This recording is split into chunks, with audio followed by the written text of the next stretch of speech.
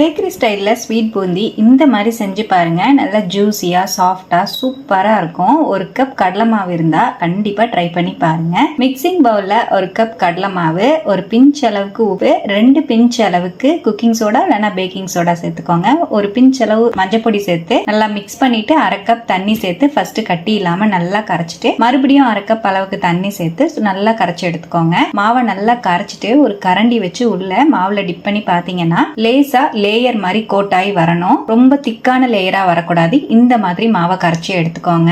நல்லா சூடா இருக்கிற ஆயில்ல ஜல்லிக்கரண்டி வச்சு மாவை நல்லா தூக்கி ஊத்திக்கோங்க. ஊத்திட்டு ஒரு 2 ல இருந்து 3 செகண்ட்லயே நல்லா பூந்தி வெந்ததுக்கு அப்புறம் வெளியே எடுத்துருங்க. ஒரு கப் அளவுக்கு சர்க்கரையில அரை கப் அளவுக்கு தண்ணி சேர்த்து சர்க்கரையை நல்லா கரைச்சிட்டு ஒரு பிஞ்ச் அளவுக்கு எல்லோ ஃபுட் கலர் சேர்த்து நல்லா மிக்ஸ் பண்ணிட்டு ஏலக்காவை தட்டி சேர்த்து நல்லா மிக்ஸ் பண்ணி சர்க்கரை நல்லா பிசுபிசுப்பு தன்மை வந்ததுக்கு அப்புறமா சுகர் சிரப்ல நம்ம ரெடி பண்ணி வச்சிருக்கிற பூந்தியை சேர்த்து ஒரு 10-15 முந்திரி பருப்பையும் சேர்த்து நல்லா மிக்ஸ் பண்ணிட்டு மூடி போட்டு ஒரு 1 மணி நேரம் விட்டுட்டு எடுத்தீங்கன்னா செம்ம டேஸ்டியான பேக்கரி ஸ்டைல் பூந்தி சூப்பரா ரெடி ஆயிருக்கும். கண்டிப்பா ட்ரை பண்ணி பாருங்க. டேஸ்ட் சூப்பரா இருக்கும்.